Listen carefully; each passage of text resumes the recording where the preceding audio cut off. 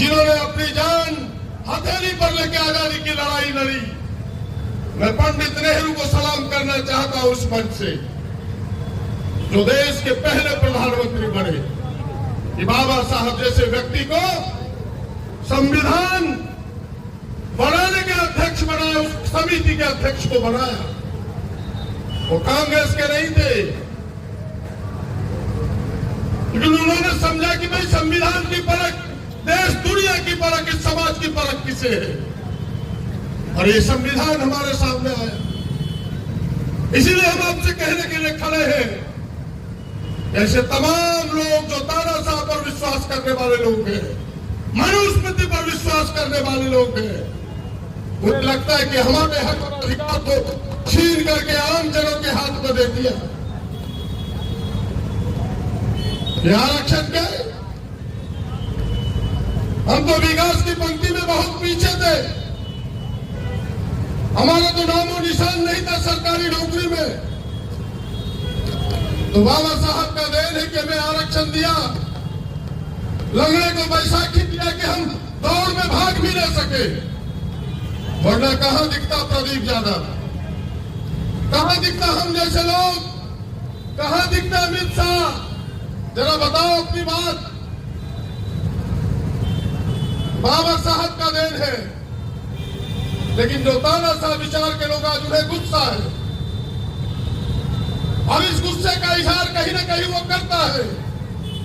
इसीलिए तो भारतीय जनता पार्टी ने चुनाव के समय, लोकसभा के समय नारा दिया था कि हमें 400 का पार करो, हम संविधान पर पुनर्विचार करेंगे। पुनर्विचार का मतलब क्या है? जो संविधान के तहत हमें आरक्षण मिला है, हम दलितों को, हम पिछड़ों को, हम आदिवासियों को, हम अल्पसंख्यकों को उस आरक्षण पर पुनर्विचार करेगा। देश ने बड़ी होशियारी से वोट दिया कि बेटा तुम्हारा कट करते हैं, तुम्हारा पंख काट देते हैं। और आपने देखा होगा कि राहुल गांधी जी ने लोकसभा में कहा जा करके स्पष्ट शब्दों में, ऊपर वाले का शुक्र है कि इन्हें 400 न मिला, ना तो ये संविधान बदल देते।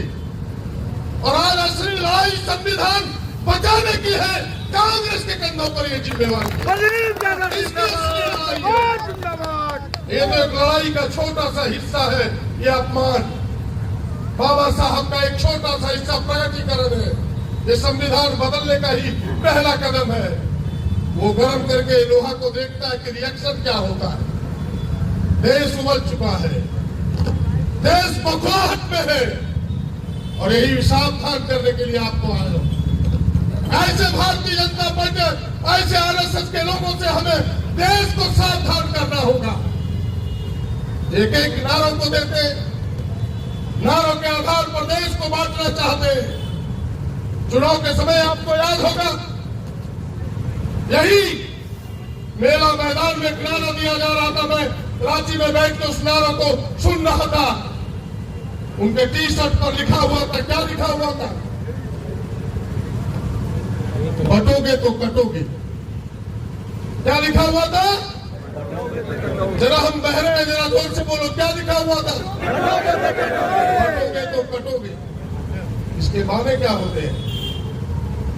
ये लोग सांप्रदायिकता की आग में देश को झोंकना चाहता है, हिंदू मुसलमानों में तफरका पैदा करना चाहता है, हिंदू मुसलमान की आग में देश को झोंकना चाहता है। इस प्रकार के नारों घुसपैठिया नहीं चला, छोटा सिक्का निकल गया तो बोला कटोगे तो बटोगे, बटोगे तो कटोगे के नारा दिया, वो भी छोटा सिक्का निकल गया। इनका एक नहीं चला। झारखंड के लोगों ने तो कह दिया हम बिरसा मुंडा के संतान हैं, हम सिद्धू कानू के संतान हैं, हम गांधी जी के तारा भगत के संतान हैं, हम झारखंड को कतई इनके हाथों जरा बताइए, गौडसे के हाथों झारखंड को देना नहीं चाहते। झारखंड के लोगों ने वोट देकर के बताया हम गांधी जी के चेलों के हाथों में देश को देना चाहते हैं, झारखंड को देना चाहते हैं। एक नहीं चला झारखंड में। अच्छा ठीक है, अब देश में इस आग को वो फैलाना चाहते हैं। जो देश के असली आज बेरोजगारी, आज महंगाई, संविधान की धज्जियां उड़ाई जा रही है जगह जगह। आप सबको याद है, हम मणिपुर की बार बार बात करते हैं। मणिपुर की पहली घटना कब सार्वजनिक हुई? आप सबको याद है, 3 मई 2023 को। 3 मई 2023 को 2 बहनों को नंगा घुमाया गया था। 2 बहनों को नंगा घुमाया गया था, कलेजे पर कील ठोका गया था। आज कितने दिन हो गए? 1 साल 8 महीने हो गए। प्रधानमंत्री को, गृह मंत्री को आज तक समय नहीं मिला कि कभी जाकर के वहां देखे भी कि किस स्थिति में है मणिपुर के लोग, किस स्थिति में वहां के दलित आदिवासी लोग।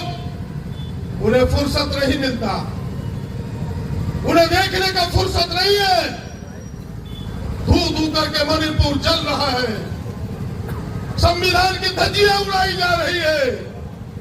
उत्तर प्रदेश में दलित बच्चों के साथ रेप किया जाता है और अपराधी मुझ पर ताव दे करके सड़क पर, चौराहे पर घूमता हुआ नजर आता है।